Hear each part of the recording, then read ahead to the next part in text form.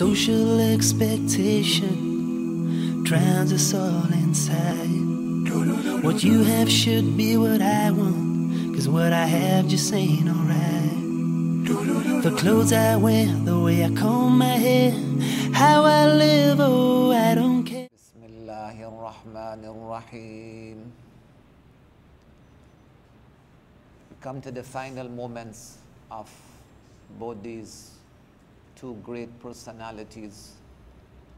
During the final moments of both men, Rasulullah sallallahu alaihi wasallam and Abu Bakr as-Siddiq radiyallahu anhu, the intensity of pain reached its peak.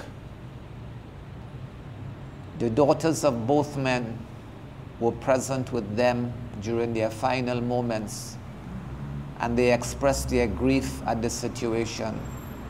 Sayyida Fatima radiyallahu ta'ala anha and Sayyida Aisha radiyallahu ta'ala anha were present respectively. The ahadith point out the final words of the Prophet sallallahu alaihi wasallam as Allahumma birrafiqil a'la ma'al ladina an'ama Allahu alayhim minan nabiyyin was-siddiqeen wash-shuhada was-salihin. O Allah, unite me, connect me with those people who were blessed by Allah from amongst the prophets and the truthful and the martyrs and the virtuous. Hadith of Bukhari and Muslim. Another riwayat from Tabaqat ibn Sa'd rahmatullah alayh holds that the Prophet sallallahu alayhi wasallam said, with the highest friend in heaven, Allahumma birrafiqil a'la, with the highest friend in Allah, in heaven, with those people who were blessed by Allah from the prophets and the truthful and the martyrs and the virtuous, and how good are these companions. And in the end, the Prophet's final words were, sallallahu alaihi wasallam, he stated, Allahumma ar-rafiq al-a'la, O Allah, I choose to be with you, the highest companion. O Allah, the highest companion. I need your companionship. The supplication which comes in hadith, tawaffani musliman wa alhiqni bis salihin, O my Lord, give me death as a Muslim and join me with the virtuous, is narrated from Hazrat Abu Bakr radiyallahu anhu in his last moments. Death, the day of passing away, is the same for both men. That is Monday. The entire city of Medina fell into a strange state of grief after the demise of each man. During burial, the resemblance depicts from the fact that both were buried in 3 cloths and laid on the same bed before burial. The burial took place at night for both men. Both men will rest in Riyadul Jannah till the day of Qiyamah. The lifespan of both men is 63 years. At the time of death, neither personality left any inheritance nor a will. Just as both did not leave behind any personal items, they also left nothing in the Baytul Mal or the central treasury. Everything was spent on the Muslims. Just as the Khalifa of the Prophet sallallahu alaihi wasallam, Hazrat Abu Bakr radiyallahu anhu, is the best of the ummah after him, so is Hazrat Umar radiyallahu anhu the best of the ummah after his predecessor Sayyiduna Abu Bakr radiyallahu anhu.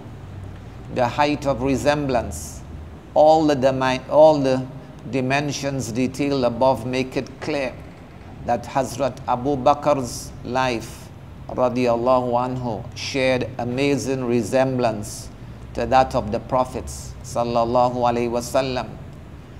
But were all these mere coincidences? made to be extracted from the pages of history? Not really, because everyone feels the connection. During the Hijrah, when the Prophet sallallahu alaihi wasallam, Abu Bakr radiallahu anhu, reached Medina, people who were waiting eagerly for them stepped forth and started to shake Hazrat Abu Bakr's hands radiallahu anhu, thinking that he was the promised prophet. He simply went on shaking hands, for he did not want people to tire the Prophet sallallahu alaihi wasallam, as he had already undergone the hardships of the long journey. When the sun started to come out, only then did people realize that the person who they thought was the Prophet was really not, as he covered his friend with the cloth over his head. Then it became clear as who the Prophet was and who was the follower. One can imagine the level of following the Sunnah that Abu Bakr radiallahu anhu practiced, that no one was able to differentiate between the servant and the master. The speech, walk, talk, character, clothing, etc. bore so much resemblance that it became impossible for people to distinguish. Even the leading personalities among the companions would bear witness to this lifestyle of Hazrat Abu Bakr radiallahu anhu. After death, his body was covered with a cloth, and Hazrat Ali karramallahu wajha came, and after reciting Inna lillahi wa inna ilayhi raji'un, he said, Ya Aba Bakr, you were the true friend of the Prophet of Allah, and the most similar to him in terms of character, habits, guidance, and benevolence and piety. Once, while standing on the mimbar, the Prophet sallallahu alaihi wasallam himself proclaimed that, O people, Abu Bakr is that person who never made me sad in my entire life, implying that he never went against the preference of the Prophet sallallahu alaihi wasallam. The love of Hazrat Abu Bakr radiallahu anhu with the Prophet sallallahu alaihi wasallam, it is worth analyzing that what really became the underlying cause of this intensity of similarity. Essentially, it was the intensity of love of the Prophet sallallahu alaihi wasallam in Hazrat Abu Bakr's heart that led to this. Because the love of the Prophet sallallahu alaihi wasallam had engulfed his entire existence, his natural instinct had become that of the Prophets sallallahu alaihi wasallam. He had connected himself in such a manner to the Prophet sallallahu alaihi wasallam that any action he performed automatically became endorsed by the Prophet sallallahu alaihi wasallam. This intensity of love is depicted from the incident that once in a majlis, in a gathering, the Prophet sallallahu alaihi wasallam detailed 3 things that were most dear to him. After hearing this, Hazrat Abu Bakr radiallahu anhu immediately detailed 3 things. Upon the Prophet's inquisition sallallahu alaihi wasallam, he said, firstly, looking at your blessed face. These are the 3 things I love most. Looking at your blessed face. Second, spending my wealth on you. And third, that my daughter is married to you. Subhanallah. He detailed 3 things, but the central focus of all 3 things was the entity of the Prophet sallallahu alaihi wasallam. The love of one's sheikh can never be expressed better than anyone's except for Abu Bakr radiallahu anhu. The result of prophetic love, the result of this intense love and yearning became the Prophet's statement sallallahu alaihi wasallam, Whatever Allah had infused into my chest, I have infused that into Abu Bakr's chest. This is the nisbat ittihadi. Nisbat ittihadi. The love of the Prophet sallallahu alaihi wasallam had led to the capability being developed in Hazrat Abu Bakr radiyallahu anhu to harness the prophetic knowledge that he infused into his heart. Sayyiduna Umar ibn al-Khattab radiyallahu anhu once saw a dream that rain was falling. Rain was falling upon the Prophet sallallahu alaihi wasallam, and Hazrat Abu Bakr radiyallahu anhu was near his feet, and the rain would flow unto him from the Prophet sallallahu alaihi wasallam. Umar saw himself radiyallahu anhu standing nearby, and the drops of rain would fly over to him from Abu Bakr radiyallahu anhu and soak him as well. When he woke up in the morning, he detailed it to the Prophet sallallahu alaihi wasallam, who said, Umar, these were the wisdoms of prophethood that were falling like rain unto me. Due to Siddiq's intensity radiyallahu anhu of resemblance to me, he was attracting most of the rain. And then you, because of your connection to him. Hazrat Mujaddid al-Fisani rahmatullah alayh, while detailing the inner aspect of this, states, Hazrat Abu Bakr and Hazrat Umar radiyallahu anhuma are the bearers of the Prophet sallallahu alaihi wasallam. Further he states, it was as if Hazrat Abu Bakr and the Prophet sallallahu alaihi wasallam lived on the same floor, and the difference is simply of the upper and the lower portions. The Prophet sallallahu alaihi wasallam living in the upper portion, and Siddiq radiyallahu anhu in the lower portion. So from that came the Siddiqi order of Nisbat in Tasawwuf. Hazrat Abu Bakr radiyallahu anhu obtained a special type of knowledge from the Prophet sallallahu alaihi wasallam, while Hazrat Ali karramallahu wajha obtained the knowledge of wilayat, sainthood, Allah's attainment from the Prophet sallallahu alaihi wasallam. Thus the people who obtained that knowledge from Sayyiduna Siddiq radiyallahu anhu, they transferred that knowledge to others. Over time, this chain became known as the Siddiqi order of Nisbah in Tasawwuf.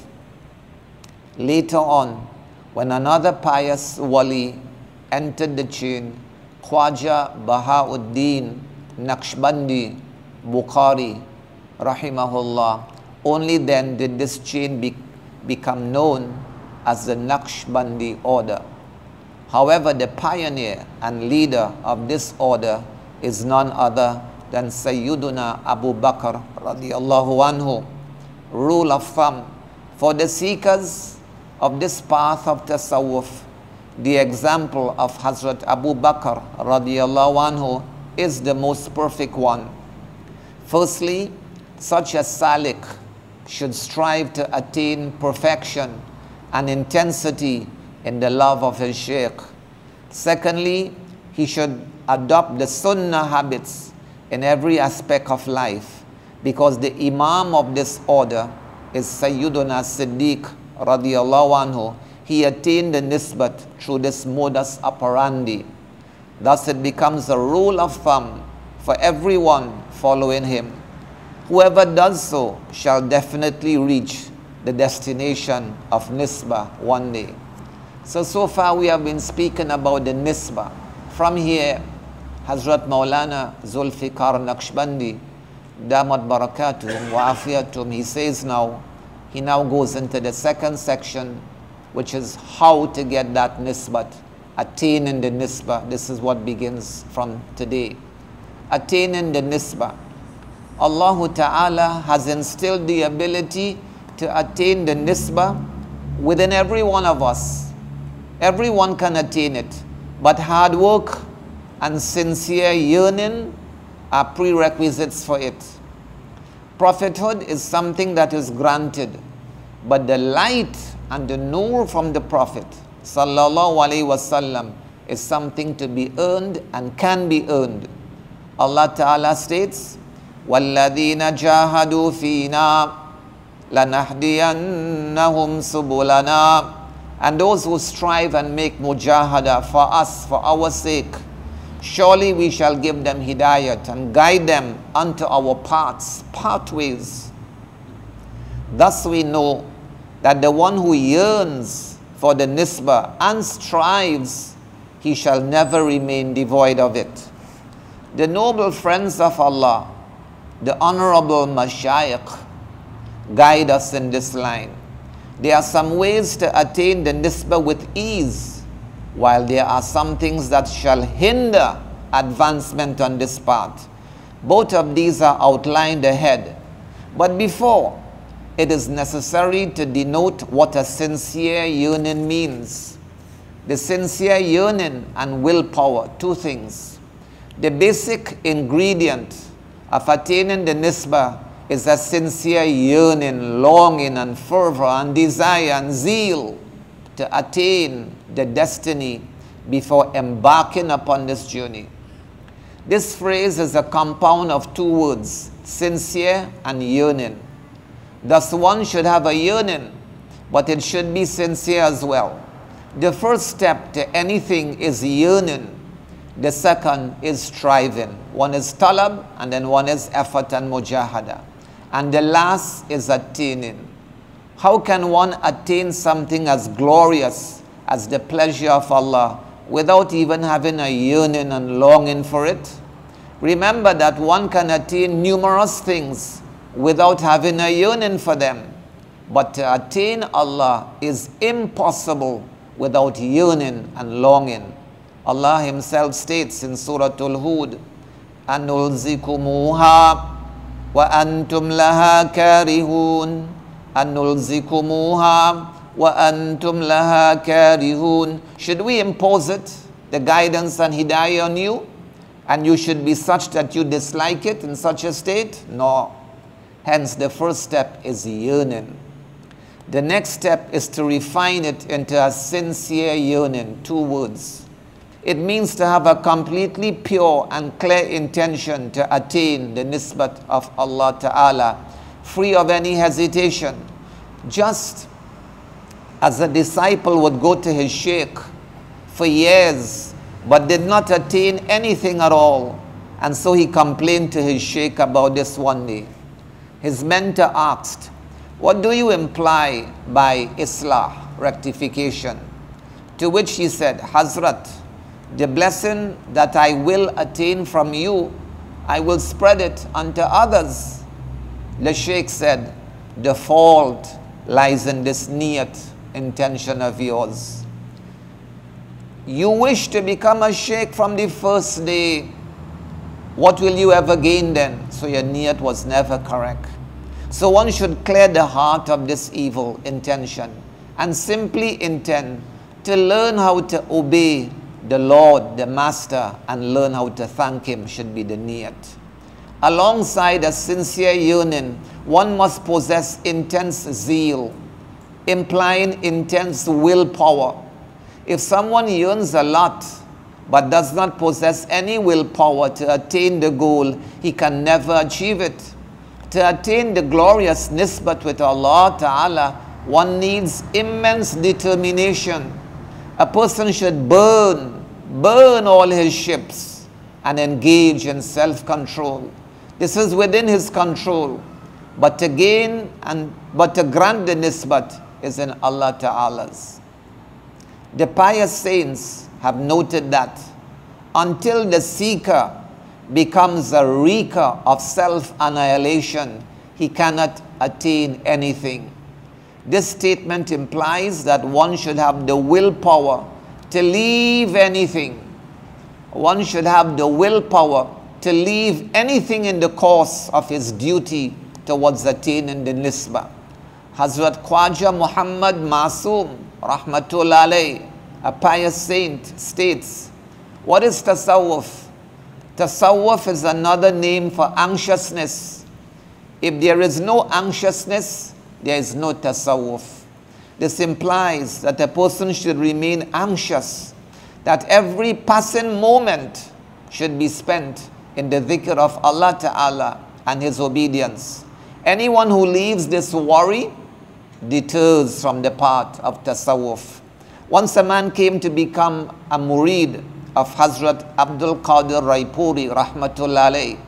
At the Khanqa, he saw people engage in different acts of worship at all times. Upon seeing this, he mentioned amongst his friends that I will not be able to grind such wheat. When the words reached Hazrat Rahmatullah alayh, he said in a gathering, friends, these people think that their share has already been segregated and they simply have to come here, pick it up and leave. But no one achieves anything here without striving for it. Some days passed and he learned that the man had again uttered such words. This time with a lot of fervor, he said, Hazrat said, if you all know of a house where ready-made bread is available, I am willing to take my basket and tag along with you people. My friends complain about the pains of grinding the wheat, while I say that this comes at a later stage.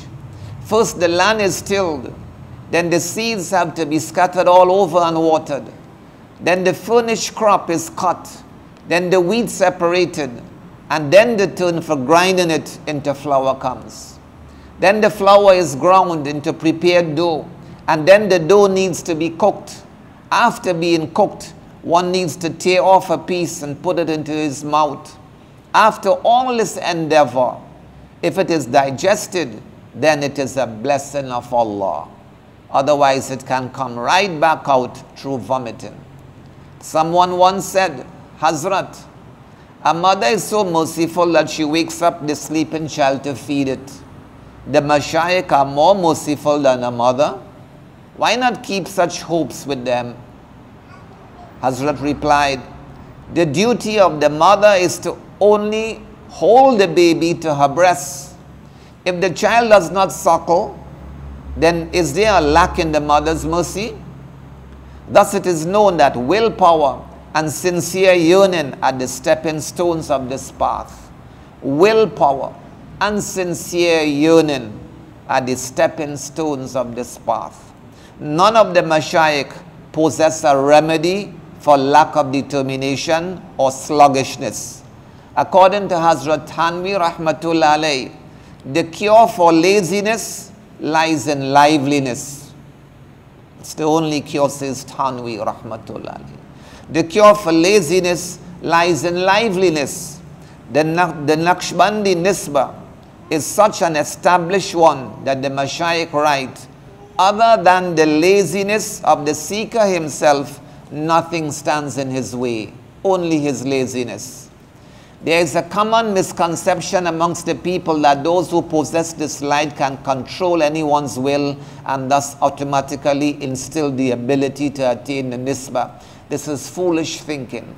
We do not refute the incidents that have been written in books regarding some saints. Sometimes people have certain special states that serve as a substitute for the required self-control, and thus with the indication from Allah, the mashayikh infuse the light of nisbah into them. However, such incidents are rare and do not form the basis for rules of this path. The general rule is that one needs to strive and practice self-control, determination, zeal, as the two words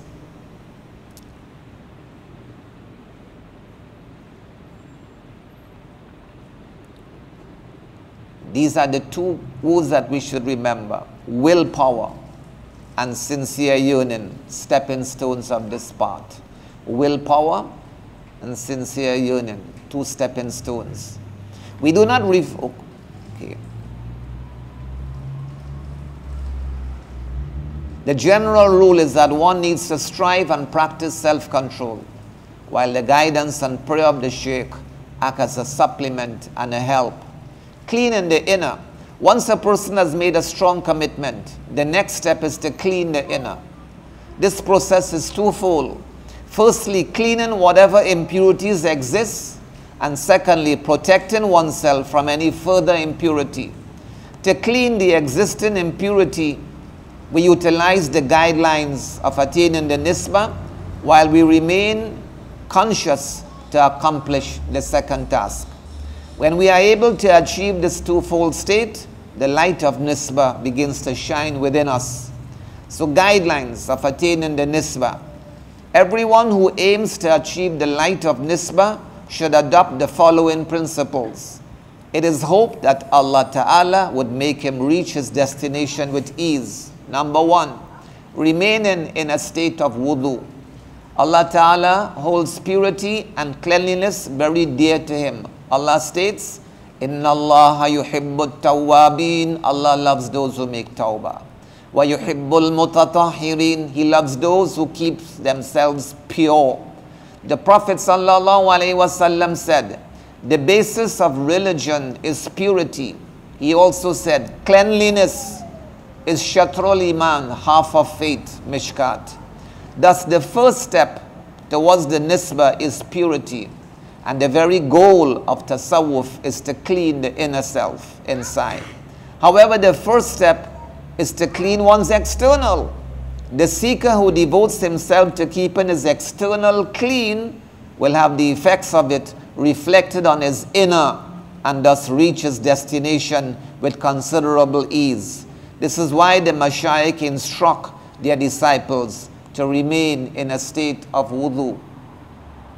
To remain in a state of wudu. The Prophet sallallahu alaihi wasallam would always remain in a state of wudu, and thus he said, the one who remains steadfast in remaining in a state of wudu, his death is that of a martyr. At another point he said, sallallahu alaihi wasallam, adopt steadfastness, avoid sluggishness and laziness, and know that the best deed from amongst your deeds is salat. And none other than a believer guards his wudu. Another hadith states that wudu, ablution, wudu is the weapon of a believer. How is wudu a weapon of a believer? And that performing wudu, said the Prophet alayhi salam, while already being in wudu, is nur upon nur, nur upon nur. The Prophet sallallahu alaihi wasallam would take such care of remaining in wudu that once he performed tayammum, the Sahaba radiyallahu anhum asked, "Oh, Ya Nabi Allah, water is present over there. Perform wudu through it." He sallallahu alaihi wasallam said, "I don't know if I will reach that point, lest death overcome me." And thus he performed the tayammum before. Imam Ghazali alayhi rahmah would say that if we were to analyze the state of our heart, we would find a clear difference before wudu and after wudu. This fact has been witnessed over and over, that the seeker who keeps wudu all the time, whether sleeping, eating, waking, etc., finds spiritual progression very quickly. The blessings of wudu manifest by a special light and sanctity coming onto such a person's heart, leading to what? The focus of the heart and protection from satanic whispers that create confusion. This is the reason why wudu has been referred to as the weapon of the believer. Just one more point before Azan. Khwaja Fazl Ali Quraishi, alayhi rahmah, would motivate his disciples to remain in a state of wudu. Once he stepped into the dining area whilst the dinner mat had been laid down for guests, he addressed everyone and said, "O fakirs, listen to this advice with the ears of your heart. The food that has been placed before you, when the crop for it was being cultivated, it was done in wudu. When it was watered, it was done in wudu. When it was cut, it was done in wudu. When the wheat was separated from the seeds, it was done in wudu. The wheat was then ground to make flour, also in wudu. The dough was prepared with wudu. The bread was baked with wudu, and it was put before you with wudu. How good would it be if you would eat it whilst being in wudu. So the guidelines in nisbat, the first step is to be in a state of wudu. Next class we will talk about the second step, and this is now from here how to achieve the nisbat. Subhanallah wa bihamdihi, subhanakallahumma wa bihamdik, nashhadu wa la ilaha illa anta nastaghfiruk wa natubu ilaik. Subhana rabbika rabbil izzati amma yasifun, wassalamun alal mursalin, walhamdulillahi rabbil alamin. Social expectation drowns us all inside. What you have should be what I want, 'cause what I have just ain't alright. The clothes I wear, the way I comb my hair, how I live.